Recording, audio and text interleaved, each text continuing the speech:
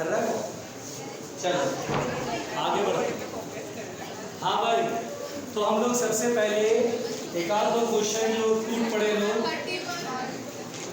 31 and 32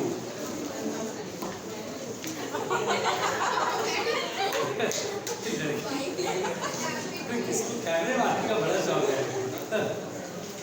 देखना भाई, अच्छा देखिए क्वेश्चन, बेटा सुनिए यहाँ पर बेटा प्लीज ये देखिए पीवी डायग्राम में बेटा क्वेश्चन को समझिएगा। ये प्रेशर और वॉल्यूम का डायग्राम है, देखिएगा भाई। ये ऐसे करके साइकिल बना हुआ है ए बी और सी। यहाँ पर बेटा ये है 10 और ये है 20 के पार, ठीक है। और यहाँ पर वॉल्यूम है 200 और यहाँ पे वॉल्यूम है 400 सीसी। जरा प्लीज आराम से, अब क्वेश्चन मैं पढ़ रहा हूँ, इसे ध्यान से सुनिएगा और पहले आप अटेम्प्ट लेंगे। If a gas is taken to A to C through B.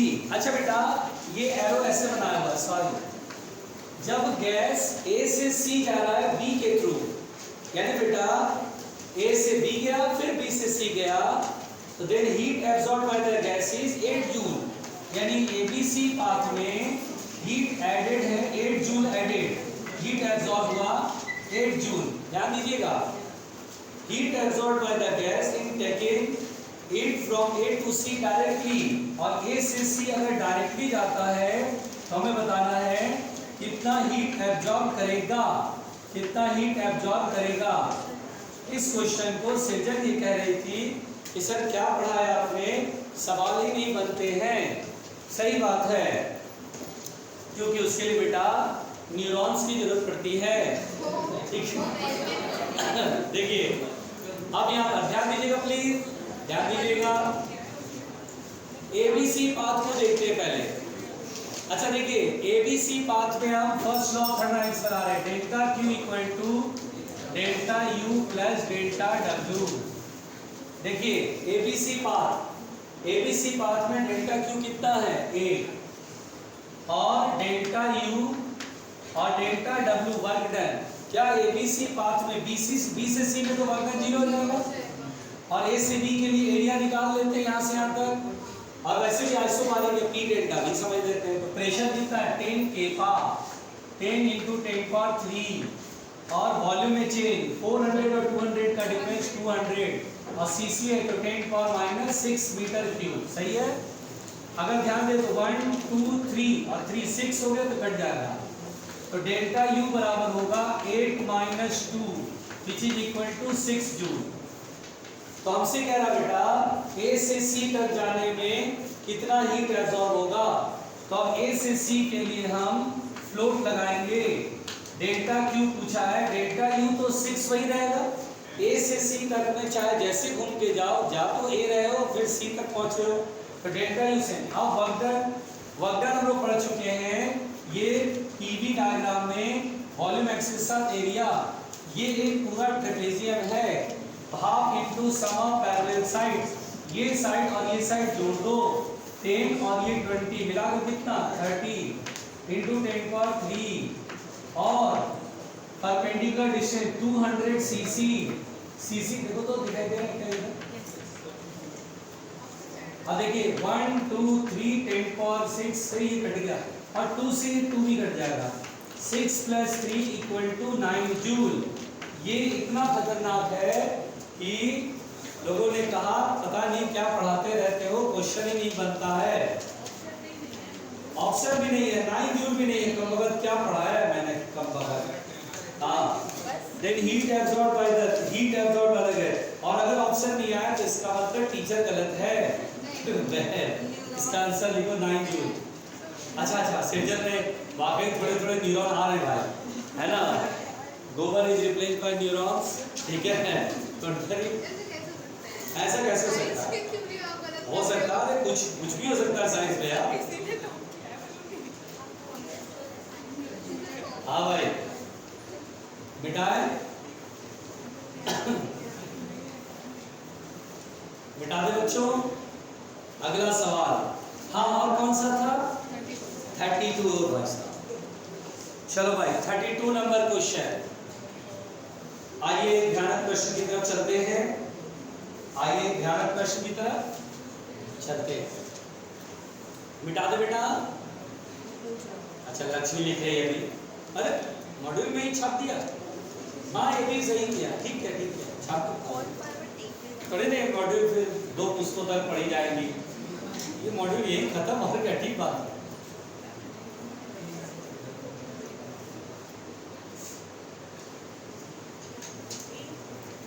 आराम से। कौन सा एरिया?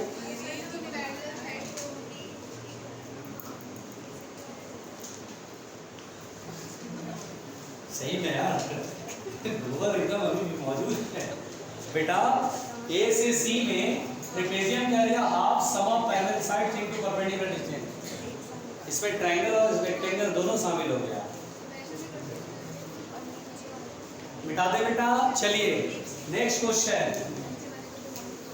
बेटा शांत रहिए प्लीज। देखिए देखो देखो, अरे सुनो, यहां पर बेटा an ideal gas is taken for, शांति शांति शांति बच्चों। An ideal gas is taken from state A to the state B. देखो बेटा ये पीवी डायग्राम है। स्टेट ए में प्रेशर पी है, वॉल्यूम बी है। स्टेट बी में प्रेशर p/2 हो गया और वॉल्यूम 2v हो गया। Okay, along straight line. अच्छा ए से बी स्ट्रेट लाइन में गया ऐसे। कहता है select the correct statement from the following. इसको देख करके तुम सही स्टेटमेंट को चुनो। पहला statement, work done by the gas in process A to B exceed यानी ज्यादा होगा the work that could be done by it if the system is taken from A to B along an isotherm। देखो बेटा A से B तक जो work होगा वो ग्रेटर देन होगा आइसोथर्मल प्रोसेस का वर्क A से B तक जाने में। पहले ये चेक करते हैं ऑप्शन करेक्ट है या इनकरेक्ट। एक बात बताओ बेटा, कल इस टाइप का क्वेश्चन पिछले दिनों बनाया था जिसमें A to B straight line था तो मिड पॉइंट C पर टेम्परेचर मैक्सिमम था, ऐसा कुछ था? अरे बोलो है ना। अच्छा खैर ये स्ट्रेट लाइन है। अगर मैं बोलूं बेटा A से B में टेम्परेचर जितना A पर होता है B पर है और आइसोथर्मल कर्व खींचेंगे तो आइसोथर्मल कर्व ऐसे ही खींचेंगे ना। अरे रेक्टेंगुलर हाइपरबोला। अब बताओ ये A से B स्ट्रेट लाइन में जा रहे हैं और ये आइसोथर्मल कर्व, किसमें वर्क ज्यादा करना पड़ेगा? तो जिसमें वॉल्यूम एक्सिस से ज्यादा एरिया कवर होगा। तो अगर देखें तो आइसोथर्मल कर्व में एरिया कम कवर हो रहा है। अरे यार बोलो, और इसमें एरिया ज्यादा कवर हो रहा है। तो A से B तक में जो वर्क डन हो रहा है वो ज्यादा नहीं है क्या? अरे ज्यादा है नहीं क्या? तो पहला ऑप्शन करें, और भी ऑप्शन चेक कर लें। चलिए दूसरा ऑप्शन चेक करते हैं। कहता है इन टीवी डायग्राम यानी टेम्परेचर और वॉल्यूम का डायग्राम में AB becomes a part of parabola. तो देखिए बोलता है टीवी डायग्राम में यानी वॉल्यूम और टेम्परेचर का डायग्राम में A से B तक पैराबोला होगा। अच्छा बताओ बेटा, बिल्कुल आराम से इसको हटा दे बेटा। A से B ये देख रहे बेटा A से B। तो A से B में पहले ये बताओ मुझे बेटा, जितना A पॉइंट पर टेम्परेचर है क्या उतना ही B पॉइंट पर टेम्परेचर है? जितना A पर टेम्परेचर उतना ही B पर। देखो ना प्रेशर इनटू वॉल्यूम PV, यहाँ भी P इनटू V तो 2 से 2 कट जाएगा, वही आएगा टेम्परेचर। तो जितना A पर टेम्परेचर उतना B पर टेम्परेचर है। अरे बोलो, अब यहाँ पर बोल रहा है कि दरअसल यहाँ जो तुम डायग्राम बनाओगे ना पैराबोला होगा। ये सही है या गलत है मुझे चुनना पड़ेगा, देखना पड़ेगा, चेक करना पड़ेगा। तो देखिए यहाँ पर अब आपको बुद्धि लगानी पड़ेगी। यहाँ पर क्वेश्चन अब थोड़ा सा अजीब हो गया। अगर आप ठीक से देखो तो पहले टेम्परेचर बढ़ेगा, मैक्सिमम होगा, फिर टेम्परेचर घटेगा। ऐसा जब भी लाइन खींचता तो कल पता करा था ना मैक्सिमम टेम्परेचर, मतलब टेम्परेचर बढ़ के मैक्सिमम वैल्यू पे जाएगी फिर डिक्रीज होके। तो ये बात तो क्लियर है कि एक जगह मैक्सिमम होगा और मैक्सिमम से फिर मिनिमम होगा। पता नहीं ये ग्राफ हो सकता है पैराबोला का हो, पता नहीं ये ग्राफ हो सकता है पैराबोला का। हम कैसे कहें कि ये गलत है? हमें तो चेक करना पड़ेगा। तो कल जो मैंने इस सवाल को बनाया था उसमें प्रेशर और वॉल्यूम का रिलेशन बनाया था, और जानते हो बच्चों ये सवाल मैथमेटिक्स के स्टूडेंट तुरंत बना देंगे, पता है क्यों? सुनो, रुक जा, बस सीखना है तो सीख लो। इस सवाल को फटाक से मैथमेटिक्स के स्टूडेंट बना लेते हैं। पता है हम लोग पढ़ते हैं मैथमेटिक्स के अंदर, कभी भी ऐसा होता बेटा कि ये एक्स एक्सिस होता है, ये वाई एक्सिस होता है, और स्ट्रेट लाइन होता है। इसमें दो पॉइंट का अगर मुझे कोऑर्डिनेट पता होता है, जैसे मान लो इसका कोऑर्डिनेट है x1, y1, और इसका कोऑर्डिनेट है x2, y2, तो पता है, सुनिए, तो बोलता है यार इस लाइन की इक्वेशन लिखो, तो मैं बोलता हूँ देखो इक्वेशन लिखने का तरीका सुनो, y माइनस किसी भी पॉइंट को पकड़ लो, ये पॉइंट, इसका y कोऑर्डिनेट कितना y1, तो y minus y1 equal to, ये स्ट्रेट लाइन का इक्वेशन लिखने का तरीका है। फिर उसके बाद लिखते हैं कि अगर तुमने इसका y कोऑर्डिनेट लिखा तो इसका y coordinate y2 minus y1 upon x2 minus x1 into x minus x1, ये फॉर्मूला होता है। बोलता है जैसे y एक्सिस पे y है, x एक्सिस पे x है, y और x में रिलेशन बता दो। बोलता है देखो y बराबर mx प्लस c से करो तो टाइम लग जाता है, दो पॉइंट का कोऑर्डिनेट है, बोलता है कोई भी कोऑर्डिनेट पकड़ दो, इसको या इसको, किसी एक को, y माइनस y1, ठीक, तो उधर भी x माइनस इसी का x कोऑर्डिनेट लिखना है, ठीक। अब इनटू में इक्वल टू यहाँ पर, तो यहाँ पर बोलता है कि अगर इसका यूज कर लिया है तो फिर सेकंड कोऑर्डिनेट पहले लिखेंगे, y2 minus y1 upon x2 minus x1 equal to x minus x1। अब उससे कोई बोलता है कि अगर ये स्ट्रेट, ये x है, ये y है, अब बोलता है ये लाइन है, ये 3,4 है, और ये मान लीजिए x कोऑर्डिनेट बढ़ गया ना, 4,1 है, बोला चलो इस लाइन का इक्वेशन लिख के दिखाओ, देखो कैसे लिखेंगे, y minus 4 equal to y2 यानी 1 minus y1 upon x2 minus x1 bracket में x माइनस x1। इस तरह से इस फॉर्मूले से फटाक से y और x का रिलेशन निकाल लेंगे, ठीक है। अब देखो ये चीज मैंने आपको नॉलेज के लिए बताया, तो देखिए ये वाला चीज जो है यहाँ पर देखिए P और V है, और दो पॉइंट का कोऑर्डिनेट मालूम है, देखो फटाक से प्रेशर और वॉल्यूम का रिलेशन लिख सकता हूँ। देखो चलो मेरे साथ बोलना, प्रेशर और वॉल्यूम का रिलेशन यहाँ लिखता हूँ, चलो P, अब इसको P नॉट V नॉट कर लेते हैं वरना कंफ्यूजन हो जाएगा, ठीक है। अब बताओ P माइनस V नॉट, फिर बोलो y2 माइनस y1, इसको मैंने x1 y1 माना तो यहाँ लिख लिया y1, इसको एक y2 मानेंगे, बोलो 2v not minus v naught upon v naught by 2 minus v not bracket में v माइनस, सही है ना, अरे यहाँ पे y कोऑर्डिनेट है ना, एक मिनट, एक्चुअली उल्टा लिखा है, v नॉट p नॉट, और यहाँ 2v नॉट और p नॉट बाई 2, चूंकि y एक्सिस पे प्रेशर है ना तो y कोऑर्डिनेट बाद में लिखते हैं, क्या है p नॉट, और यहाँ v माइनस v नॉट, ठीक है। अब देखिए मैंने लिख दिया p minus p naught equal to 2v naught में से v नॉट जाएगा v naught upon p naught by 2 में से माइनस v नॉट जाएगा तो minus v naught by 2 bracket में v माइनस v नॉट। देखिए ये रिलेशन आ गया। अब मुझे टेम्परेचर और वॉल्यूम का रिलेशन चाहिए, जहाँ P है वहाँ RT अपॉन V लिखेंगे।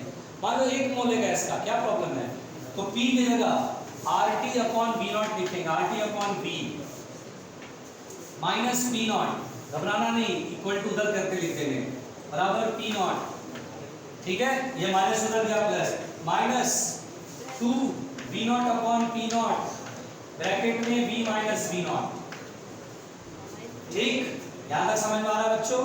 अब एक काम करते हैं, टेम्परेचर और वॉल्यूम में रिलेशन, तो अगर मैं देखूं तो यहाँ से V हटाना पड़ेगा, V मल्टीप्लाई कर दो ऊपर ऊपर में, तो R को भी हटा दो, कांस्टेंट टर्म में हटा दो, V मल्टीप्लाई कर दो, T बराबर P not into V minus 2 V naught upon P not into V minus V not, ये कहानी बन रही है।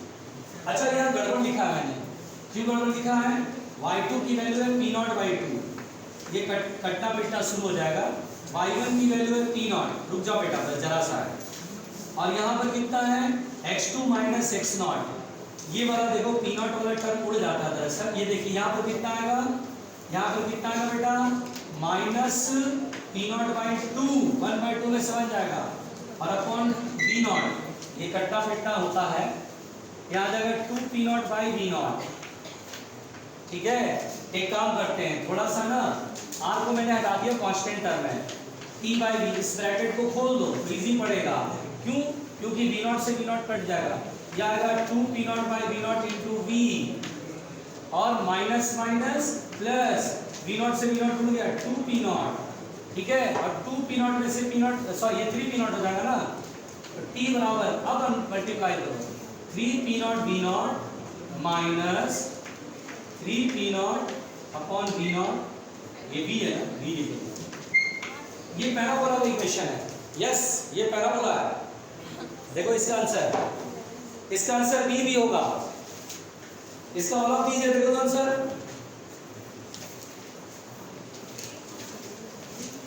इसका ऑल ऑफ दीजिए होगा, देखो page number 2 3.28 question number 32, D answer होगा ऑल ऑफ दीज, क्योंकि पैराबोला का इक्वेशन है। पैराबोला का इक्वेशन कैसे पहचानते हैं, किसी एक की पावर में 1 और बाकी दूसरे के पावर में 2 रहता है। अच्छा, ये प्योर मैथमेटिक्स का क्वेश्चन है दोस्त, मैं कुछ नहीं कर सकता, ये प्योर मैथमेटिक्स का क्वेश्चन है, आपसे नहीं बन रहा है क्योंकि ये क्वेश्चन उससे ऊपर लेवल का है, क्योंकि ये आप ए से बी तक जाने में पैराबोला है, ये प्रूव करने के लिए बोलेंगे तो मैं ऐसे ही क्वेश्चन बनाऊंगा। और मैंने क्या किया, फॉर्मूला वही रखा, कुछ नहीं करा, जो फॉर्मूला में सीखा उसी फॉर्मूला बनाया। अब देखिए टी वाई एक्सिस पे है और वी एक्स एक्सिस पे है, वाई और एक्स में वाई की पावर 1 है यानी टी की पावर 1 है, और वी की पावर में 1 और इधर वी की पावर 2।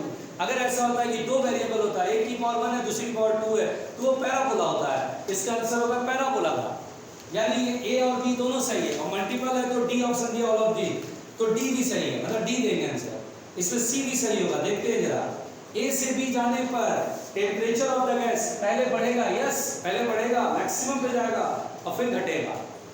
अगर आप जानते हो इस सवाल में ना बी को मत चेक करो, ए और सी अगर सही है तो इसका मतलब डी मार सकते हैं आंसर। मेरी बात समझो, अगर तुम इस सवाल को वाकई में बनाना चाहते हो और बी को मत देखो, ए तुम्हारे अनुसार सही चल रहा है, 80 बोलता है पहले टेम्परेचर बढ़ेगा, मैक्सिमम पहुंचेगा और फिर घटेगा, वापस आ जाएगा, तो सी ऑप्शन सही है। दो ऑप्शन हो नहीं सकते, एक ही ऑप्शन होगा, तो ए और सी सही, इसका डी ऑप्शन जाएगा ऑल ऑफ दिस। गोबर से भरा दिमाग कहाँ समझ पाया, अरे तो समझ में आई बात, अभी जो मैंने बोला समझ में आया, अरे भैया समझ में आया, ये मैंने क्या यहाँ पे कर दिया, राजा फैला दिया भगवान, P naught V naught V सब मिल गया। चलो एक बढ़िया सा गोबर बना,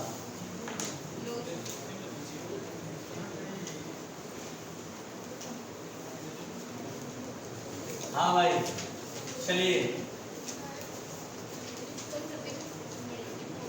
हाँ एक जनरस का भी देख लो, हाँ 34, ये लोग तो भंडार है, डाउट पूछते जाए, डाउट अगर बोल दो ना तो मधुमक्खी के हाथ में मधुमक्खी की छत्ते में हाथ डाल दो, मधुमक्खी के हाथ में छत्ता नहीं, मधुमक्खी के छत्ते में हाथ डाल दो, फिर देखो कैसे मधुमक्खियां टूट पड़ती है तुम्हारे ऊपर। देखिए बेटा, एम्स 2013 का ये सवाल है, एम्स 2013, और सुनो भैया सवाल क्या बोलता है, a monatomic gas at a pressure P, एक मोनोटॉमिक गैस है, pressure P, volume V, expands isothermally. देखो बेटा, एक मोनोटॉमिक गैस है, इसे आइसोथर्मली एक्सपेंड किया गया, क्वेश्चन आप बनाएंगे, समझा रहा हूं मैं, जिससे कि इसका वॉल्यूम हो गया 2V, इसका वॉल्यूम कितना होगा बेटा, प्रेशर नहीं पता लेकिन वॉल्यूम 2V हो गया है, तो बोलता है and adiabatically to volume 16V, और फिर एडियाबेटिक प्रोसेस से इसका वॉल्यूम 16V कर दिया गया, बोलता फाइंड द फाइनल प्रेशर, यहाँ पे बेटा फाइनल प्रेशर फाइंड करना है, और कैसा गैस है, मोनोटॉमिक। आप बनाओगे या मैं शुरू हो जाऊं, बनाओ बेटा बनाओ, हाँ मोनोटॉमिक लिख दिया मैंने,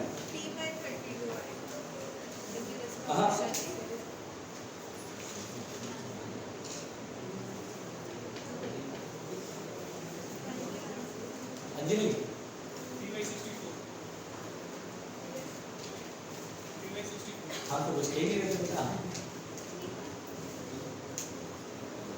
हाँ बोलो। P/64 ऑप्शन में है, वो सो गया क्या अभी से? हाँ सो जाओ बेटा, सो जाओ।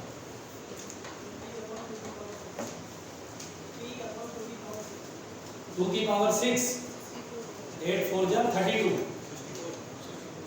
नहीं 8 8 जा 64, 2 की पावर 6 है ना?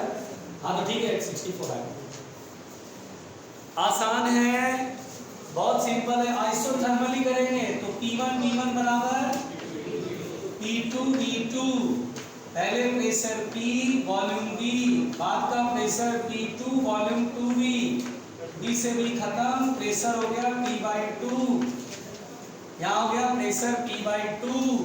और अब यहाँ से एडियाबैटिक प्रोसेस करना है, adiabatic process Pv gamma, P1 V1 gamma, P2 V2 gamma, ठीक है। प्रेशर है P/2, वॉल्यूम है 2V की पावर गामा, फाइनल प्रेशर निकालना है और फाइनल वॉल्यूम है 16V की पावर गामा, V से V खत्म। अब देखिए P/2 2 की पावर गामा, अच्छा 16 की पावर गामा डिवाइड में इक्वल टू P डैश। बताओ बेटा गामा कितना होता है मोनोटॉमिक गैस का? 5/2। एक काम करते हैं, पहले गामा एक साथ कर लेते हैं, ये नीचे ले आते हैं। P/2 इंटू 16 का मतलब होता है 2 की पावर 4। अरे बोलो, जैसे ही सुनते सन्नाटा रहता है। अच्छा 2 की पावर 4 16, सन्नाटा छा जाता है, तो बेचारे घबरा जाते हैं। P डैश बराबर P/2 की पावर 1 इंटू 2 की पावर 4। गामा में से गामा जाएगा कितना हुआ? 3 गामा, और 3 गामा में गामा की वैल्यू 5/3 रखोगे तो 3 से 3 कट जाएगा 5, और 5 + 1 6, 2 की पावर 6, और 2 की पावर 6 का मतलब 32 होता है बेटा।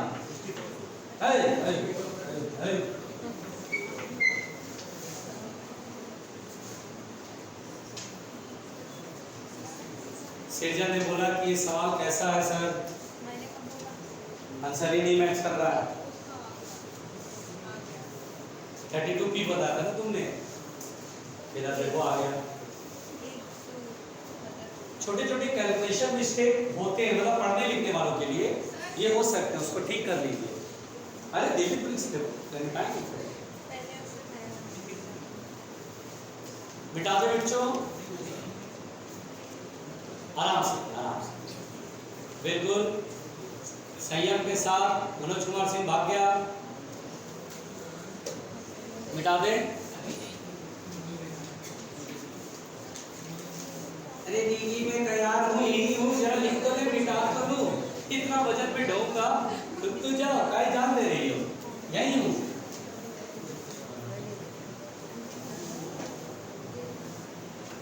देखिए बेटा, जरा उसका पहले बता दो। बोलो लाओ।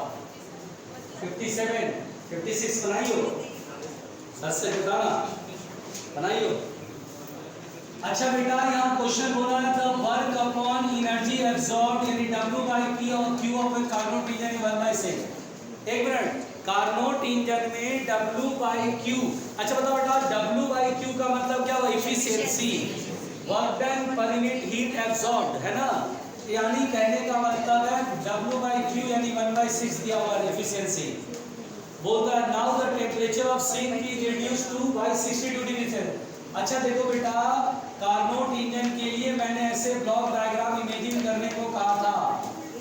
अब इसमें ये कहता बेटा, सुनिए, सिंक का टेम्परेचर जब आप, सुनिए, सिंक का टेम्परेचर जब आप 32 डिग्री सेल्सियस से कम करते हैं, यानी TL-32 करेंगे, तो जब हम 32 डिग्री सेल्सियस कम करते, रिड्यूस्ड बाय 32, मेरी बात समझ आ रही है?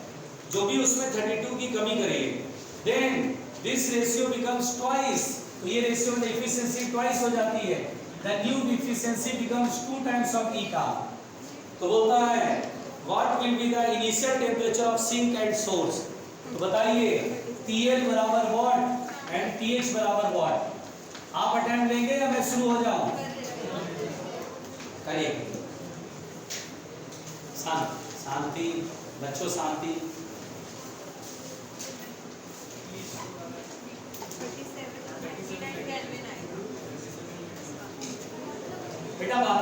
प्लीज यार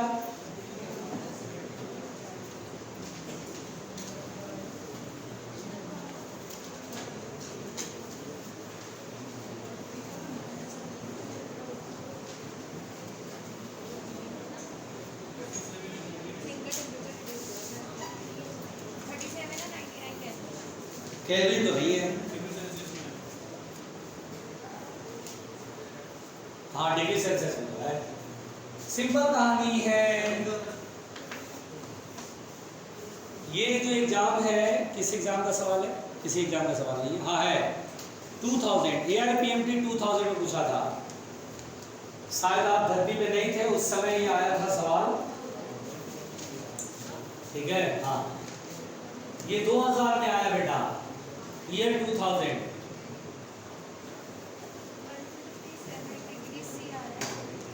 चल बनाते हैं। चलो बेटा ध्यान दो इधर। पहले इफिशिएंसी 1/6 है। इफिशिएंसी का फॉर्मूला 1 - TL/TH इक्वल टू 1/6। तो TL/TH की वैल्यू कितना होगा बच्चों? 1 - 1/6 5/6 हो गया पहला इक्वेशन। अब इफिशिएंसी डबल हो गई। द इफिशिएंसी 1 - TL की वैल्यू TL-32 लिखूंगा। कोई कंफ्यूज मत होना। सेल्सियस स्केल पे चेंज और केल्विन स्केल पे चेंज सेम होता है। कंफ्यूज नहीं होना। अपॉन TH ये दिया 2 टाइम्स ऑफ ईटा यही दिया ना। पहले कितना 1/6 है। घबराना नहीं। ब्रैकेट खोलो TL/TH माइनस माइनस प्लस 32। ठीक है इसको उठा के इधर लाओ। TL/TH बराबर ये उठा के इधर 1 और 32 ऐड करोगे 33 माइनस 2/6। अरे भाई बोलो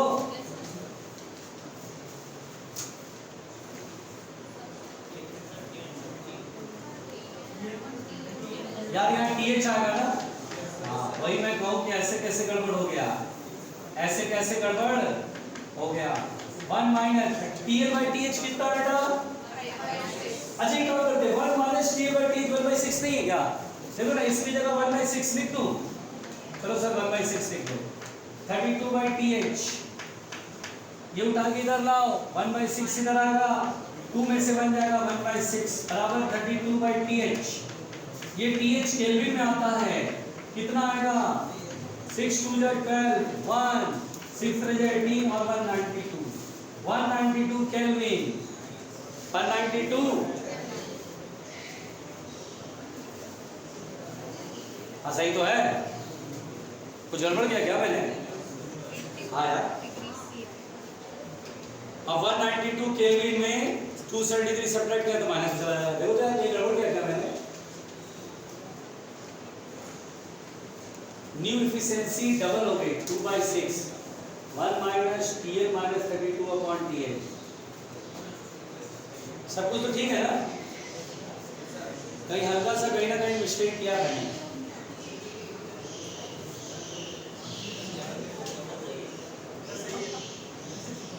क्या कोई सा मिस्टेक कहीं पर नहीं है?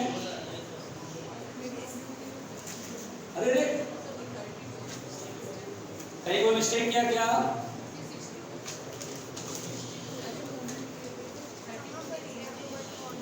नहीं 62 है दिखाना जरा। अरे भाई ये तो 62 है। अरे रे रे रे पता नहीं लोगों ने आंसर कैसे निकाला। पता नहीं लोगों ने आंसर कैसे निकाला। विचित्र प्राणी।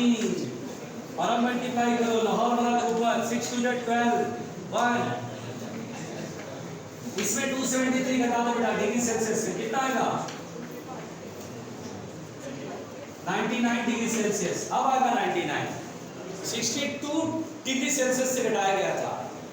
अरे यार गधे तेरा आंसर कैसे आया? सर मेरे को तो आंसर याद था मैंने बता दिया। अच्छा तो बोलता है सर कि सर 62 है सर। इनको तो आंसर कट ही रहता है बेटा मुझे बता दिया। ये भी बता रही थी रट करके नहीं। सही है बेटा परफेक्ट लोगो तुम लोग। हो गया। और TH की वैल्यू किसी एक में रखोगे तो TL निकल आएगा। बोलो क्लियर। चलो अब बढ़ाते हैं हीट कंडक्शन याद रखना है।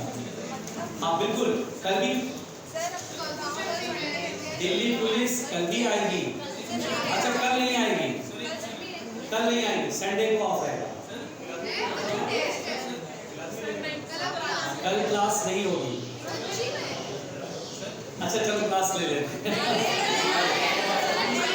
वो कल क्लास है, ज़्यादा परेशान मत हो।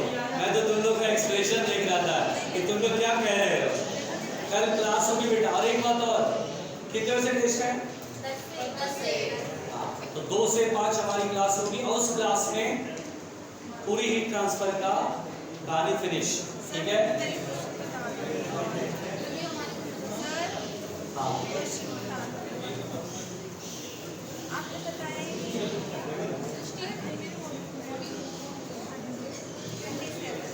37 देखो बेटा, ये सुनो, अरे सुनो, एक सवाल है और लोग जान दे रहे हैं। एक गैस है जिसका प्रेशर P है, वॉल्यूम V है। If its pressure is reduced by pressure P/2, बेटा इसका प्रेशर P/2 कर दिया गया, पहले आइसोथर्मल प्रोसेस से और दूसरी बार एडियाबैटिक प्रोसेस से। मतलब देखो, पहले आइसोथर्मल प्रोसेस के मेथड से तुमने P/2 किया, फिर इसी P और V के का जो है एडियाबैटिक प्रोसेस से तुमने P/2 किया। बोला किसमें वॉल्यूम, किसमें वॉल्यूम यानी फाइनल वॉल्यूम जो होगा किसमें क्या होगा, तो बोलता है मोर इन फर्स्ट, यानी इसमें वॉल्यूम ज़्यादा मिलेगा, इसमें वॉल्यूम कम मिलेगा। फिर दूसरा सा बोलता है इसमें वॉल्यूम ज़्यादा मिलेगा, उसमें वॉल्यूम कम मिलेगा। फिर बोलता है दोनों में फाइनल वॉल्यूम इक्वल होगा। और आखिरी बोलता है कि depends on the nature of the gas, और नेचर ऑफ द गैस पर डिपेंड करता है। देखिए बेटा, किसमें फाइनल वॉल्यूम ज़्यादा और कम रहेगा ये पता करना, बस ऐसे समझिए। आइसोथर्मल प्रोसेस में P1 बराबर P2। एक मिनट बेटा, एक minute. Initial pressure P, initial volume V, final pressure P/2, final volume V2। P से P कट गया, यहाँ आ गया 2V। आइसोथर्मल प्रोसेस में फाइनल वॉल्यूम होगा 2V। बेटा बात नहीं करो प्लीज। और अब इसमें देखना है बेटा, प्लीज बोलता हूँ तो शांत रह लिया करो ना। अब इसमें देखो, एडियाबैटिक में PV gamma equal to constant, initial pressure P, volume V gamma, final pressure P/2, volume V dash gamma. P से P कट गया, V dash gamma equal to 2 into V gamma. V dash बराबर gamma अगर form हटा देते हैं 1 by gamma आएगा into V। अच्छा अगर आप ध्यान से देखिए यहाँ पर बेटा, अगर गामा 1 होता तो 2V के बराबर हो जाता, लेकिन चूंकि ये तो आइसोथर्मल मतलब गामा तो 1 होता नहीं है। यहाँ जो भी आप आएगा गामा, वहाँ पर मोनोटॉमिक के लिए 1.66, डायटॉमिक के लिए 1.5, पॉलीटॉमिक के लिए 1.33। जो भी वैल्यू 1 से बड़ी है, ये वैल्यू 0 पॉइंट समथिंग आएगी। अरे आएगी नहीं आएगी? जैसे 0.5 आई तो √2 आएगा, अरे 0.5 आएगी तो √2 आएगा, यानी v का √2 टाइम्स यानी 1.414। जैसे 2 की पावर में 0.6 आया तो ये लेस देन 2 होगा हमेशा। अरे ये लेस देन, हाँ जैसे 2 की पावर आया 0.8 तो ये 2 से कम ही तो होगा। अरे यार, तो देखो इसमें जो वैल्यू आएगी 2 की power 1 by gamma into V आएगा, तो बोलेंगे सर ये वैल्यू छोटी है और ये वैल्यू क्या है, बड़ी है। तो बताइए किसमें वॉल्यूम आपको ज्यादा मिलेगा? अब सुनो दूसरा तरीका, ग्राफ प्लॉट कर लो। आपको याद हो मैंने एक बार आपको पढ़ाया था आइसोथर्मल और एडियाबैटिक कर्व एक साथ खींचना सिखाया था। देखिए इसमें प्रेशर P से P/2 हो रहा है, ये प्रेशर P से P/2 हो रहा है, यानी ध्यान रखिए ये P से और P/2 हो रहा है ना। एक मिनट, P से P/2 मतलब नीचे आना, P/2 हो रहा है, यही हो रहा है ना बेटा? क्या ये एक्सपेंशन का केस है? यस। अब बताओ आइसोथर्मल एक्सपेंशन ऐसा बताया था और एडियाबैटिक एक्सपेंशन ऐसा बताया था, और बताया था ऐसा ही बताया था ना। आना मुझे P/2 तक है, यानी यहीं तक आना है, आना मुझे फाइनल प्रेशर P/2 यहाँ भी P/2 यहाँ भी, या आइसोथर्मल, ये एडियाबैटिक, बताइए किसमें वॉल्यूम ज्यादा मिल रहा है? आइसोथर्मल में। एडियाबैटिक में वॉल्यूम ये कम होगा और ये ज्यादा होगा। अब आंसर मिलाओ, मोर एक फर्स्ट। क्या इसे ग्राफ से नहीं कर सकते थे? अरे सन्नाटा छा गया, देखो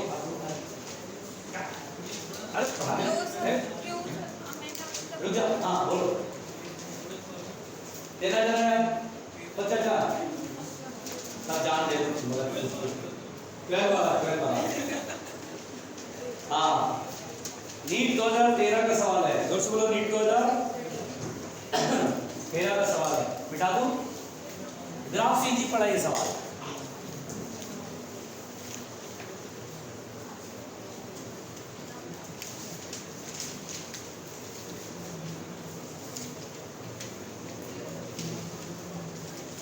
देखो बेटा,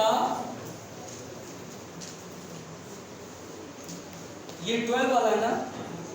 इन a vessel the gas is at pressure P, किसी वेसल में गैस भरा है, देखते हैं कौन जवाब देगा। Pressure P, if the mass of all the molecules is half, है प्रत्येक मॉलिक्यूल का मास जैसे m है तो उस मास को क्या करना है? मास ऑफ ऑल मॉलिक्यूल बोल रहा है, मास of all the molecules is half and there speed is double, और इनकी जो स्पीड है उसको क्या कर दिया गया? डबल। जैसे इसमें V1 है तो 2V1, दूसरे में V2 है तो 2V2, तीसरे में V3 है तो 3V3, 2V3, सब डबल हो गया। तो बोलता है अब बताओ न्यू प्रेशर क्या होगा?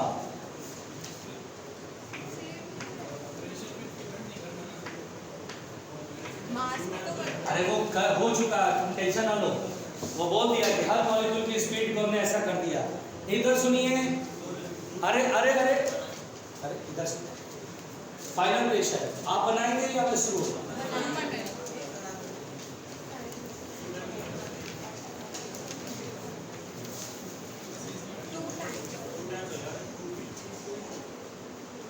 बेटा प्लीज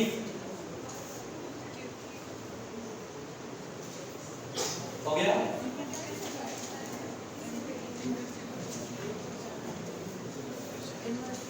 चलिए ध्यान दीजिए, यहाँ पर बेटा प्रेशर होता है 1/3 रो Vrms का स्क्वायर, ऐसा मैंने बताया था। ध्यान दीजिए, डेंसिटी मास अपॉन, अच्छा बेटा पहले शुरू में n मॉलिक्यूल था, मास m था एक मॉलिक्यूल का, और गैस का वॉल्यूम भी था, कंटेनर का वॉल्यूम भी। आरएमएस स्पीड हम कैसे लिखते हैं? स्क्वायर है तो रूट हट गया, स्क्वायर करो, हर पार्टिकल की स्पीड का स्क्वायर करो, फिर मीन निकालो, ऐसे ही करते हैं ना, अपॉन n से डिवाइड कर दो मीन, फिर रूट ले लो तो रूट और स्क्वायर खत्म, ऐसा करते थे। Now the new pressure will be P dash बराबर number of molecule same, mass is half, volume is V।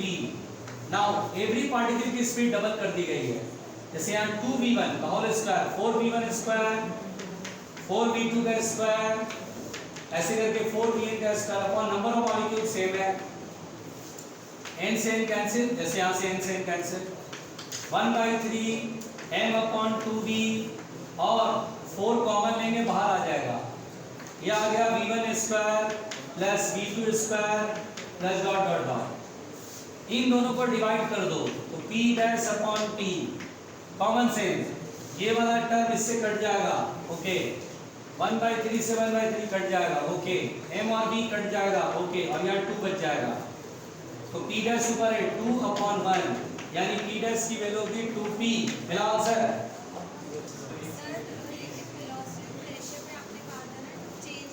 वो कैसे किया वो मतलब नहीं है, बोला हर पार्टिकल की स्पीड को डबल कर दिया, पहले था अब जितना उसको हर पार्टिकल की स्पीड को डबल कर दो, तो नया प्रेशर क्या होगा? Point to be noted, n molecule भरे थे, सभी स्पीड से ऐसे आके टकरा रहे थे, एक तो मास ऑफ द आधा हो गया और डबल स्पीड से टकरा रहे हैं, धाड़ धाड़। हम ये नहीं बोल रहे हैं कि आरएमएस स्पीड पर असर क्या पड़ेगा प्रेशर का, ये क्वेश्चन थोड़ी बोला है, हमने इस वेसल में हर मॉलिक्यूल का मास आधा कर दिया, स्पीड डबल कर दिया, व्हाट इज द प्रेशर? देखो वर्चुअल डाउट्स नहीं पूछो, वर्चुअल डॉट्स पहले ये बात समझ में आई, पहले क्वेश्चन समझ में आ गया, अब बोलो। प्रेशर जैसे हाफ किया डबल किया कुछ भी किया और टेम्परेचर भी हाफ या डबल किया तो भी आ जाता है उसमें क्या आरएमएस स्पीड पर क्या असर पड़ेगा, तो प्रेशर का असर नहीं पड़ता है, प्रेशर का असर नहीं पड़ेगा, फिर सीधा सीधा टेम्परेचर का असर पड़ेगा। वो क्वेश्चन और ये क्वेश्चन में जमीन आसमान का फर्क है, वो क्वेश्चन कुछ और है, ये क्वेश्चन कुछ और है। यहीं पर फर्क होता है न्यूरॉन्स का, यहीं पे न्यूरॉन काम आते हैं, यहीं पर बोला जाता है कि कौन सा क्वेश्चन है, कौन सा हथियार चलाना है। मक्खी को मारने के लिए AK-47 थोड़ी ना चलाइएगा, जो हथियार है जिसके रिक्वायरमेंट है वही चलाना पड़ेगा। बिठा दें? नहीं आप नहीं बिठा, आप कैसे? बिल्कुल no no no no no. Heat conduction कहाँ पे पढ़ा है? बिल्कुल। अरे हीट कंडक्शन कहाँ पे पढ़ा है? दे दो। तुम लोगों को पढ़ाने का तो है नहीं, सिलेबस कराना पड़ेगा। हाँ बताओ। हाँ बताओ। अच्छा बाहर नहीं, इतने सारे सवाल बताए। तो हमारा तो एक भी नहीं था। अच्छा है, हमारा तो एक भी नहीं था। इतने सारे सवाल कुछ दिन भी नहीं दिए, बोलते हमारा तो एक भी नहीं था। डेली होगा, मैंने क्या बोला बेटा? डेली। ऐसा नहीं कि this is the last day of the thermodynamics and heat के क्वेश्चन लास्ट नहीं आज। कोई बात नहीं, समझ आ। चलो देखते हैं। अरे थ्योरी पढ़ा रहा भाई, निकालो कॉपी अपना, 2-4 पेन निकालो, लाल हरा पीला ब्लू, लिखो जो मैं लिखा रहा हूँ। कहाँ तक पढ़ा था बेटा? अच्छा लिखिएगा बेटा, इसमें दो तरह का स्टेट होता है, स्टेडी स्टेट और variable state. 1 minute, steady state क्या होता है बेटा? अच्छा एक आध सवाल पूछूं। अच्छा बताओ, कंडक्शन में मीडियम जरूरत है या नहीं है? क्या हीट के साथ मीडियम के पार्टिकल भी जाते हैं? नहीं जाते हैं। क्या स्टेडी स्टेट में हर क्रॉस सेक्शन कोई हीट एब्जॉर्ब कर पाएगा? नहीं। वो जिस रेट से हीट एक तरफ से देगा उतना ही रेट से हीट दूसरी तरफ ट्रांसफर कर देगा। अच्छा सुनिए, रुकिए रुकिए, ये रॉड है बेटा, ध्यान दीजिए। ये क्या है बेटा? रॉड, ध्यान दीजिएगा, दिस इज अ रॉड। ये एक कंडक्टर है, और जो इलेक्ट्रिसिटी का अच्छा कंडक्टर होगा वो हीट का भी अच्छा, a good conductor of electricity will be the good conductor of heat. मुंडी इधर ध्यान देना होगा। छोड़ दो ये चाचा, छोड़ दो। मान लो ये एंड का टेम्परेचर ज्यादा है, इस एंड का टेम्परेचर कम है, बताओ बेटा हीट किधर से किधर फ्लो करेगा? हाई से। अच्छा बताओ, इसमें क्या रेडिएशन के रूप में कोई एनर्जी लॉस लेंगे? अगर एनर्जी रेडिएशन के रूप में लॉस नहीं हो रहा तो उसे रोकेंगे कैसे कि लॉस ना हो रेडिएशन के फॉर्म में?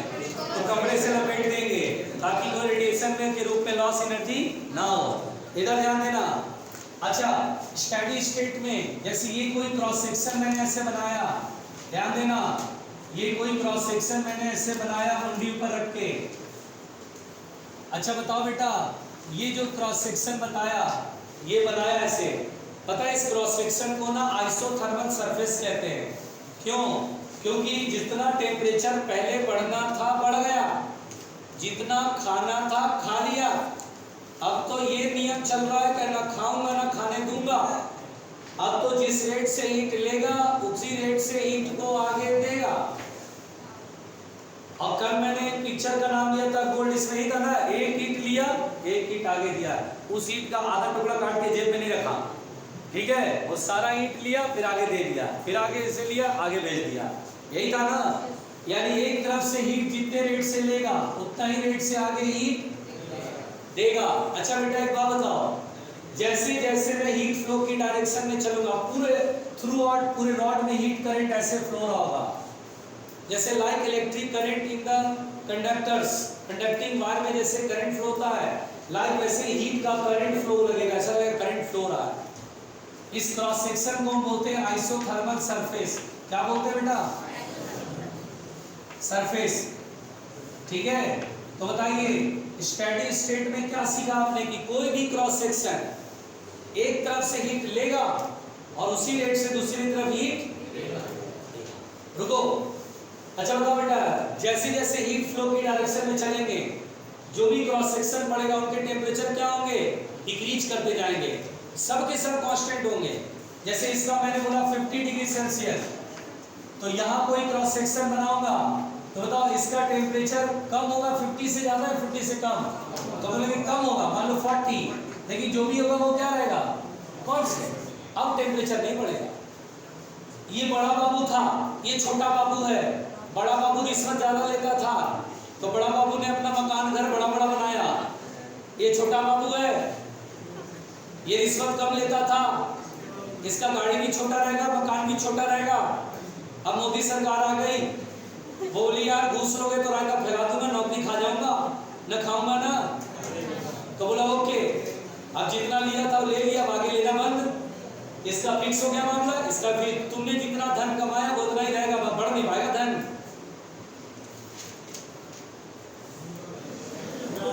अरे आ रहा है, बोलो स्टेडी स्टेट में क्या होता है,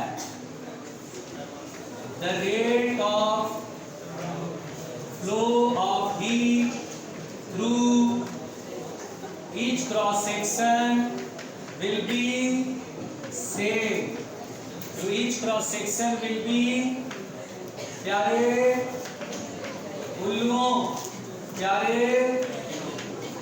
अच्छा एक चीज और, चलो फिर से बताओ, हीट करंट की डायरेक्शन में चलने पर क्रॉस सेक्शन के टेम्परेचर घटेंगे या बढ़ेंगे, घटते जाएंगे। जैसे मैंने लोगों इसका देखो, अरे इसका तो ज्यादा है, अरे इसका कम हो गया, अरे इसका कम हो गया, अबे इसका तो T2 ही हो गया सबसे कम, नहीं है समझ में।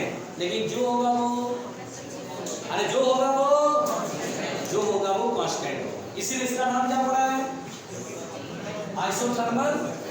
आइसोथर्मल मतलब टेम्परेचर ही हीट फ्लो रहा है लेकिन टेम्परेचर नहीं बढ़ रहा। भाई क्या कमाल है यार, आग लग रही है एक तरफ से लेकिन आग निकल जा रही है और इसका हीट ही नहीं बढ़ रहा, टेम्परेचर ही नहीं बढ़ रहा। बोलो क्लियर। यहाँ पर बोलेंगे temperature of the cross section, देखो बेटा लिखो, temperature of each cross section will be constant, each cross section will be constant, will be constant, बड़े आराम से, and in the direction of flow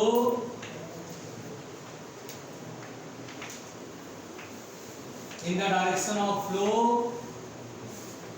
temperature decreases।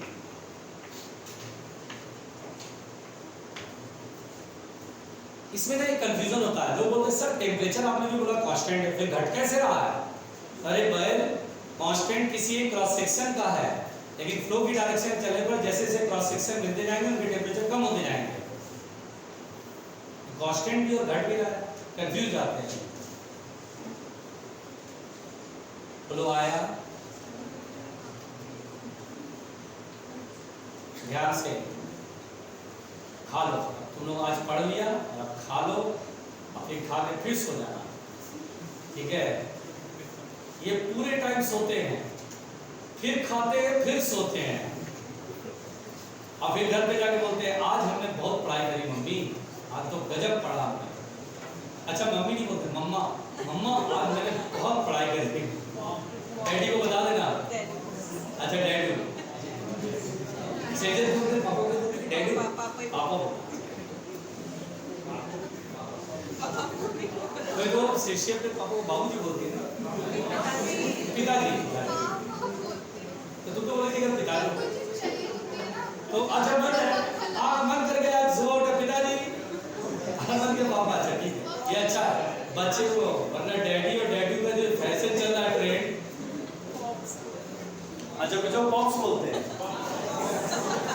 Pops Kevin, तुम क्या बोलते हो, पापा बोलते हैं ना, वेरी बच्चे हुए बेटा, हो गया बेटा।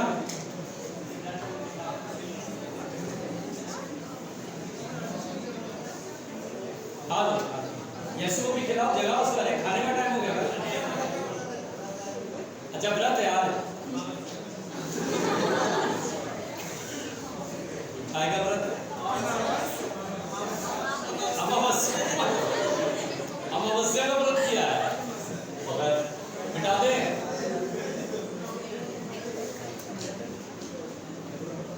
अमावस्या का व्रत आराम से लिखिए बेटा, जल्दी जल्दी लिखिए।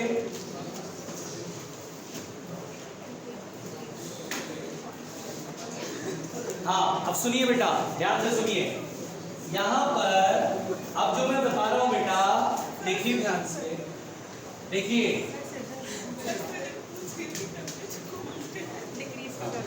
हाँ मैंने बोला था ना कि नॉर्मली जो होता है वो इसी बात पे लोग बोलते हैं।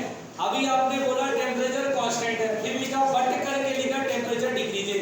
तो जब कोई चीज कांस्टेंट है तो डिक्रीज कैसे कर सकती है कि नहीं?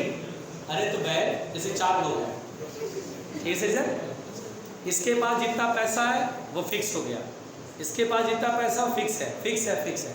अब हीट करंट इधर फ्लो रहा था, हम बोलेंगे इसके पास ज़्यादा पैसा है लेकिन वो फिक्स है, कांस्टेंट है, वो नहीं बढ़ रहा लेकिन पैसा फिक्स है। बगल वाले के पास पैसा कम है लेकिन जो भी है वो कांस्टेंट है। टाइम के साथ ना तो इसका टेम्परेचर चेंज होगा, ना इसका, ना इसका, ना इसका। टेम्परेचर सभी क्रॉस सेक्शन का फिक्स रहेगा, लेकिन फ्लो के डायरेक्शन में चलोगे ना तो इस क्रॉस सेक्शन टेम्परेचर ज़्यादा, इसका कम, इसका कम, कम कम कम होता है। ये मतलब है। चलो ध्यान से सुनो, यहाँ पर बेटा ये एक रॉड है और इसमें हीट करंट फ्लो रहा है। सुनो बेटा सुनो, इधर सुनो, जो काम की बात कर रहा हूं सुनो।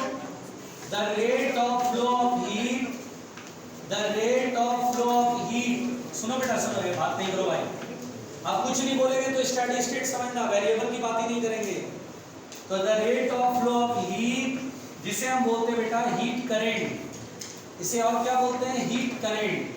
करंट क्या होता है? पर यूनिट टाइम और हीट करंट। तो ये दिया गया बेटा, क्या लिखा गया? सब लोग पहले सुनो, पहले एक मिनट सुन तो लो भाई, कमाल के लोग हैं, सुन तो लो। Rate of flow of heat, यानी मान लो delta Q amount of heat flow रहा है। जैसे मान लीजिए कोई क्रॉस सेक्शन है ये, इससे मान लो delta Q amount of heat flow रहा है इन टाइम डेल्टा टी। तो is given as K A का मतलब होता है बेटा एरिया ऑफ क्रॉस सेक्शन, मतलब जो क्रॉस सेक्शन हीट के फ्लो के परपेंडिकुलर है। जैसे ये हीट के फ्लो के परपेंडिकुलर है, ध्यान से सुना बेटा, हीट के फ्लो के परपेंडिकुलर एक क्रॉस सेक्शन है, तो के इज कॉल्ड थर्मल कंडक्टिविटी। अभी बताता हूँ, टेंशन ना लेना। तो the rate of flow of heat यानी heat energy flowing per unit time, heat energy flowing per unit time is called rate of flow of heat is equal to Ka into temperature difference between the any two cross section। कोई भी दो cross section पकड़, जैसे ये cross section और rod में ये cross section पकड़ लिया, दो क्रॉस सेक्शन मैंने ऐसे करके समझ लिया। अब जैसे देखो बेटा, इस क्रॉस सेक्शन को और इस क्रॉस सेक्शन को, इनके बीच का टेम्परेचर डिफरेंस है delta T. Let us suppose जैसे इसका टेम्परेचर है टी, इसका temperature T minus delta T, यानी temperature difference between any two cross section. कोई भी दो, यहाँ ले लो, यहाँ ले लो, यहाँ ले लो, यहाँ ले लो, बल्कि यहाँ से यहाँ तक ले लो, कोई भी दो क्रॉस सेक्शन के बीच का टेम्परेचर डिफरेंस अपॉन उनके बीच का लेंथ, उनके बीच में जो रॉड का लेंथ आएगा L, ये होता है बेटा। देखिए rate of flow of heat का ये फॉर्मूला कहाँ से आया, ये हम लोग को नहीं पढ़ना है, हम लोग को देखना है बस ये फॉर्मूला। इधर rate of flow of heat और हीट करंट किसे बोलते बेटा। अगर रुक जाओ, पहले मुंडी पर करो, मुंडी पर करो। पढ़ने की जो तरीके होते बेटा, मेथड ये होता है कि जब मैं समझा रहा हूँ तो देखो बोर्ड की तरफ, लिखो मत, नोट करने का पूरा टाइम दूंगा। यहाँ पर heat energy flowing per unit time, that is called rate of flow of heat. कितना हीट फ्लो रहा क्रॉस सेक्शन से? Delta Q. Delta Q amount of heat flowing in time delta T is equal to K A and temperature delta T is the temperature difference. ये delta T क्या है? तो बोलते हैं temperature difference between any two cross section and upon उन्हीं दोनों cross section के बीच में जो रॉड की लेंथ आ रही है, सेपरेशन जो है। ये है बेटा rate of flow of heat का फॉर्मूला। सुनो पहले ध्यान से, आप इसमें बेटा delta Q upon delta T को H से रिप्रेजेंट कर सकते हो। H का मतलब होता है heat current, that is rate of flow of heat, जो कि होगा के a temperature difference upon length. ठीक है, सुनना ध्यान से। आप ऐसे भी लिख सकते हो, बल्कि आप इस फॉर्मूले को ऐसे भी लिख सकते हो। मेरी बात सुनना ध्यान से, आप इस फॉर्मूले को ऐसे भी लिख सकते हो। सुनिए ध्यान से, मान लीजिए बेटा ये रॉड है, बिल्कुल आराम से सुनना, कुछ बातें सिखा रहा हूँ, सीखते रहना। ये मान लीजिए रॉड है, ओके भाई। अब आप इसको ऐसे भी लिख सकते हैं, ध्यान से सुनना। आप बोलेंगे sir let us suppose any cross section, suppose this is the cross section, इसका temperature T, okay, this is hot end and this is cold end. हाँ भाई, तो बोलेंगे इस क्रॉस सेक्शन से हीट करंट इधर से इधर फ्लो कर रहा है। आप ऐसे बोल सकते हैं सर माना कि बहुत ही छोटी सी डिस्टेंस चले, यहाँ एक डिस्टेंस पर मानते हैं दूसरा क्रॉस सेक्शन, हम ऐसा बोल सकते हैं कोई भी दो क्रॉस सेक्शन, माना कि सर मैं यहाँ से बिल्कुल बहुत ही छोटी डिस्टेंस dx चल रहा हूँ, ठीक है भाई, यहाँ पर ये बिल्कुल पास वाला क्रॉस सेक्शन मैंने माना, ठीक है भाई, मान लो पास वाला क्रॉस सेक्शन मान लो, हम जानते हैं यहाँ से यहाँ जाएंगे हीट के डायरेक्शन में, तो इसका टेम्परेचर कम हो जाएगा। मान लो टेम्परेचर जो dt अमाउंट से कम हो गया, जैसे मैंने डेल्टा T अमाउंट से कम किया या dt अमाउंट से कम कर दिया। Sir right the expression for the rate of flow of heat, तो बोलेंगे ठीक है भाई, या तो delta Q upon delta T लिखो या H लिखो, है ना, या ज्यादा तुमको शौक है लिखने का तो dq बाई dt भी लिख सकते हो, ठीक है भाई। ज्यादा टाइम रहेगा तो ज्यादा हीट पास होगा, कम टाइम रहेगा तो कम हीट पास होगा। जैसे बोलो 1 सेकंड में 10 जूल पास हो रहा है, तो ठीक है भाई 1 सेकंड में 10 जूल पास हो रहा है।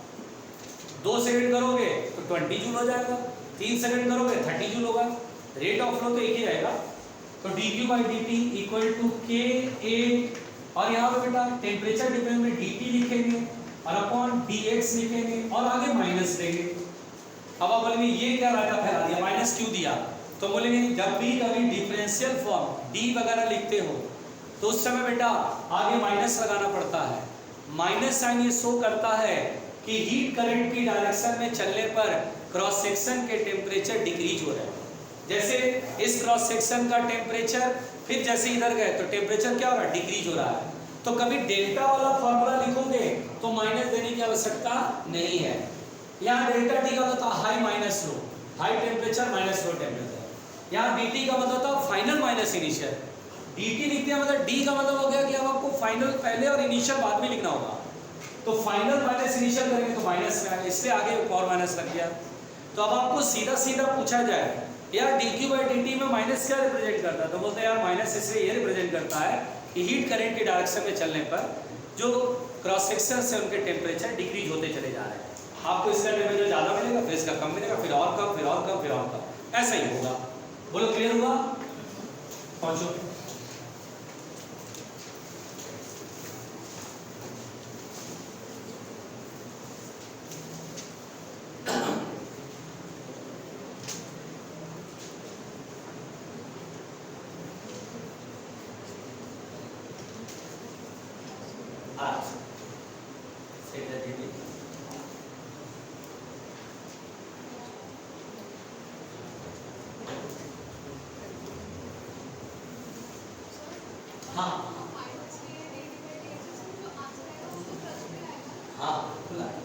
वो dt माइनस से एक और माइनस लगा दे ताकि प्लस में आए।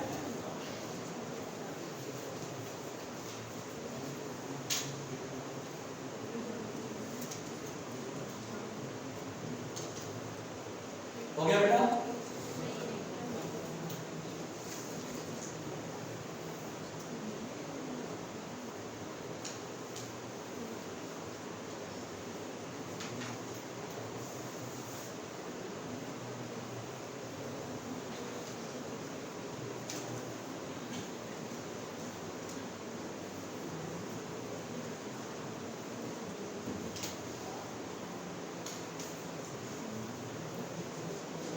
हो गया?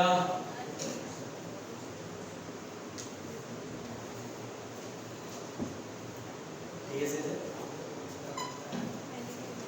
नहीं कुछ नहीं बेटा। बेटा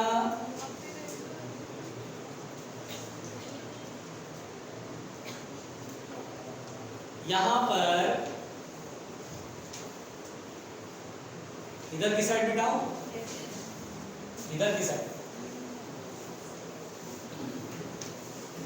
यहाँ पर मैं ये बोलना चाहता हूँ बच्चों, यहाँ पर मैं ये बोलना चाहता हूँ बच्चों, इस एक्सप्रेशन में पहली बात तो K का मतलब होता है थर्मल कंडक्टिविटी।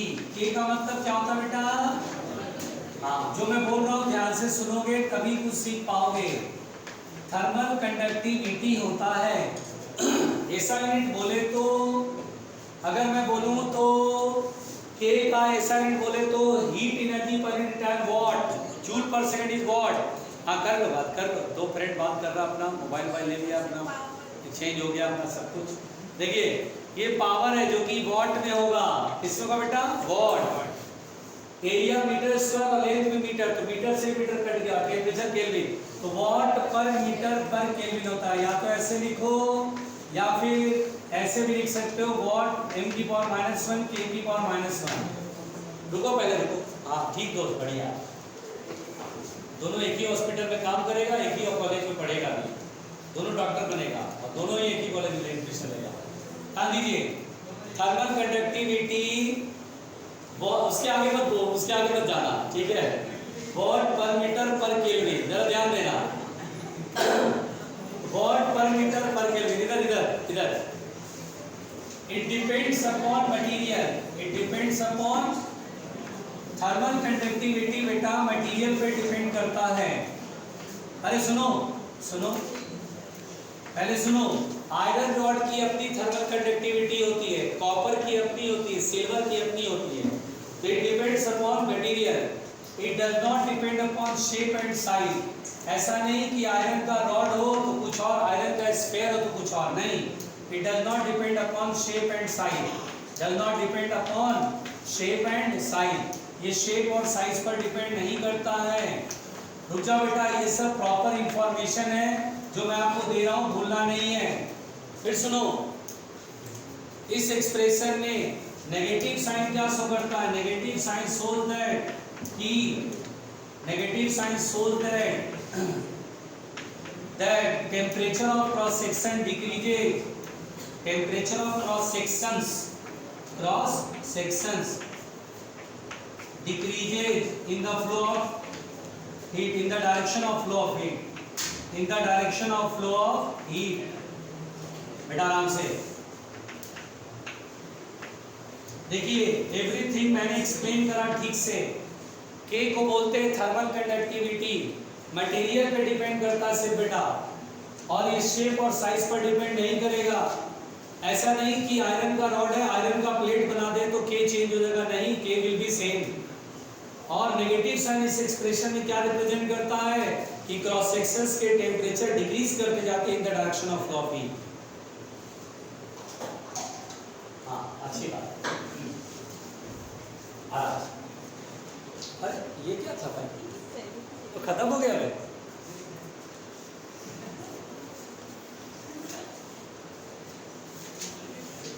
सैनिटाइज कर लो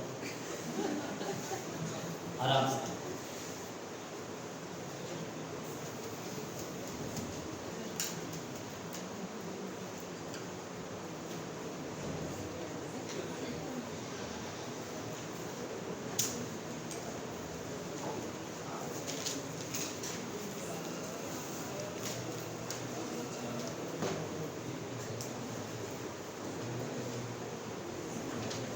बेटा बेटा चाचा बातें नहीं, आराम से। बेटा बेटा देखिए ध्यान से सुनिए बेटा, हेडलाइन दीजिएगा।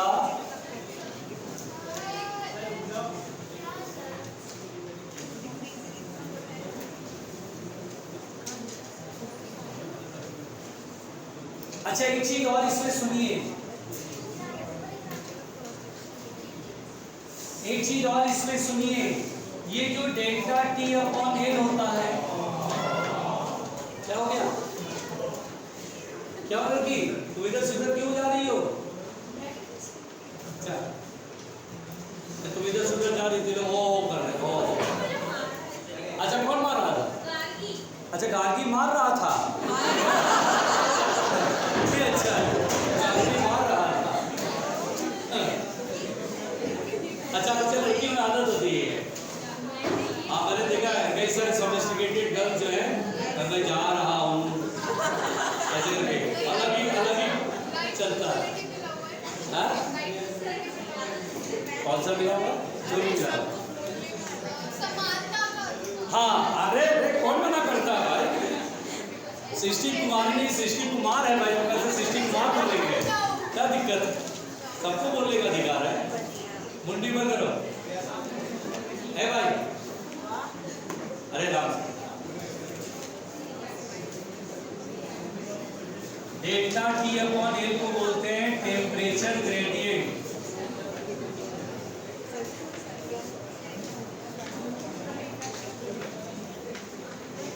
देखिए बेटा, सुनिए सुनिए सुनिए, पढ़ने लिखने तो मन लगता नहीं है, फिर भी मैं मान के चलता हूँ कि आप पढ़ रहे हैं।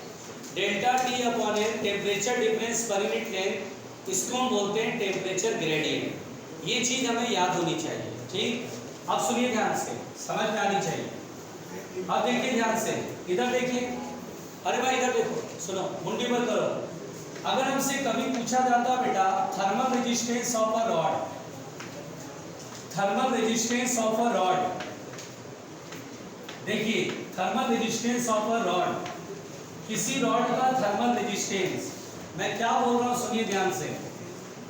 एक्चुअली क्या होता है बेटा, रेजिस्टेंस का डेफिनेशन होता है, अरे सुन लो भाई, रेजिस्टेंस का डेफिनेशन होता है the obstruction in the path of current, the obstruction in the path of current is called resistance. यानी करंट के रास्ते में जो रुकावट होती है उसको बोलते हैं रेजिस्टेंस। अब यहाँ पर बेटा थर्मल रेजिस्टेंस है, क्या होता है कि जैसे ये रॉड है, बिल्कुल आराम से सुनना, ये डेफिनेशन अब बोलने की जरूरत नहीं है, शायद आपके समझ में आ रहा होगा कि the obstruction in the path of heat current, यानी हीट करंट के रास्ते, इधर ध्यान दो, इधर ध्यान दो, लिखना छोड़, सुनिए लिखना छोड़, अरे सुनो सुनो बेटा, जो मैं पढ़ा रहा हूँ सुनो ध्यान से, है ना, सुनो ध्यान से। हाँ अब देखो, ये एक रॉड है बेटा, जब आप इधर की तरफ हाई टेम्परेचर करते हैं और इधर की तरफ लो टेम्परेचर करते हैं, हम जानते हैं हीट करंट ऐसे फ्लो होता है। हीट करंट यानी rate of flow of heat, जिसे हम एच से दिखा लेते हैं। रुक जाना भाई, हम बोलते हैं कि इस करंट के रास्ते में जो रुकावट पैदा हुआ इस रॉड के द्वारा, हर मटेरियल कुछ ना कुछ ऑब्स्ट्रक्शन प्रोड्यूस करता है, उस ऑब्स्ट्रक्शन को ही रेजिस्टेंस कहते हैं। हीट करंट के रास्ते में जो रुकावट आ रहा है उसको बोलते हैं थर्मल रेजिस्टेंस। अब यहाँ पे थर्मल रेजिस्टेंस कैसे सॉल्व करें, तो यहाँ पर बेटा अगर आप थोड़ा सा हीट करंट का डेफिनेशन देखें, H बराबर K A into temperature difference between any two cross section. अब हमारे पास ये समस्या है कि मैं कोई भी दो क्रॉस सेक्शन मानूंगा, उसके बीच का लेंथ पता नहीं क्या होगा। अच्छा ये रहेगा कि रॉड की लेंथ पूरी एल है यहाँ से यहाँ तक, और ये बिल्कुल लास्ट वाला क्रॉस सेक्शन और ये बिल्कुल फर्स्ट वाला क्रॉस सेक्शन, इन दोनों क्रॉस सेक्शन के बीच का सेपरेशन एल है, और टेम्परेचर हमें T1 और T2 मालूम भी है। तो हम क्यों दो क्रॉस सेक्शन है जिसके टेम्परेचर भी नहीं मालूम है, हमें तो बोला गया कोई भी दो क्रॉस सेक्शन ले लो। चलो भाई, ये क्रॉस सेक्शन ये क्रॉस सेक्शन, इनके टेम्परेचर मालूम है, बीच में क्रॉस सेक्शन के टेम्परेचर अलग अलग होते हैं, है ना, अलग अलग होते हैं। क्या होता है बेटा, और हीट करंट की डायरेक्शन जाने पे क्रॉस सेक्शन के टेम्परेचर घटते हैं बढ़ते हैं, कांस्टेंट रहते हैं, कांस्टेंट रहते हैं, नहीं घटते हैं, नहीं बोलो बेटा, हीट करंट की डायरेक्शन में जाने पे क्रॉस सेक्शन के टेम्परेचर घटते हैं, कांस्टेंट रात पे, अच्छा रात में वो लेटर पढ़ रहा था घर में, अच्छा कोई बात नहीं, ठीक है। यही क्यों आगरा के हो, आगरा के बाहर से तो कौन सा गाँव है,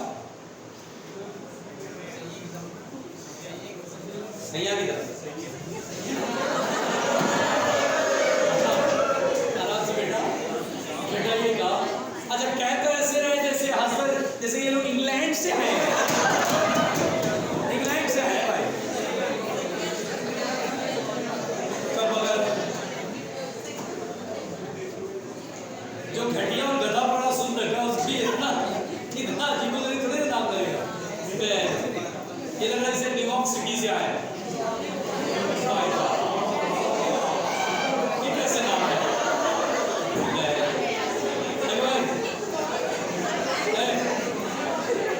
तो चाचा हमारे अलग अलग प्राणी बैठे हैं।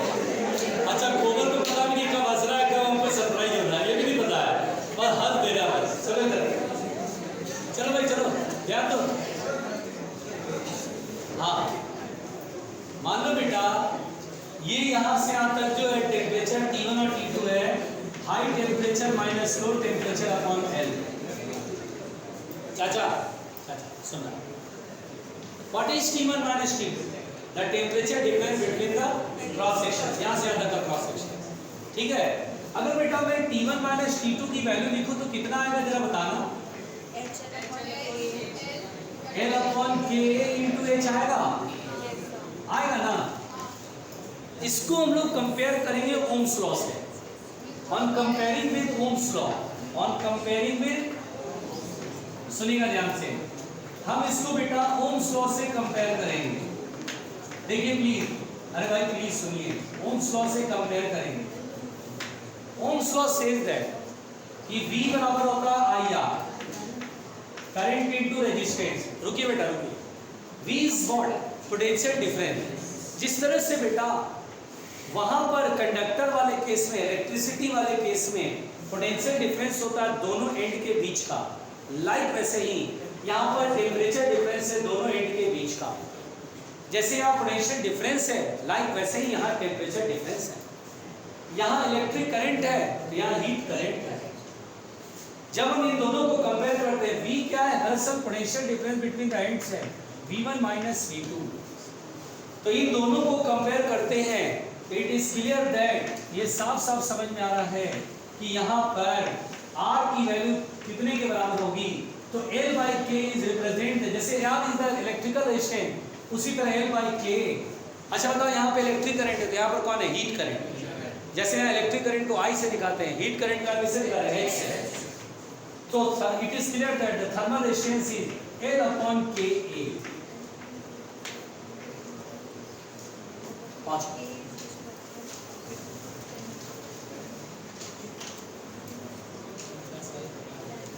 बेटा बात नहीं,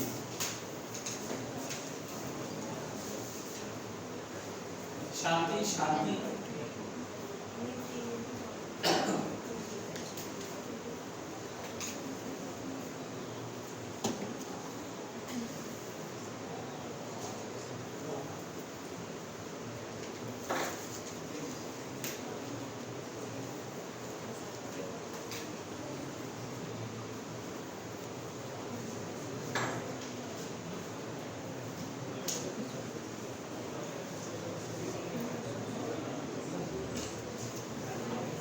ए भाई बातें नहीं करो।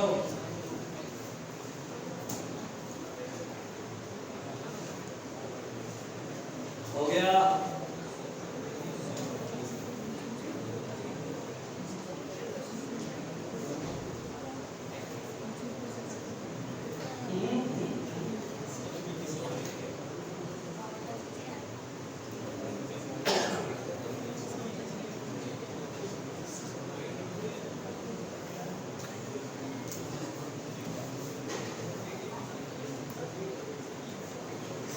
अरे आराम से आराम से। तो रेजिस्टेंस बराबर होता है L अपॉन KA। यह फॉर्मूला याद करना पड़ेगा, इससे आगे न्यूमेरिकल बनाना शुरू करेंगे, है ना बेटा? कल बेटा कितने बजे से क्लास है?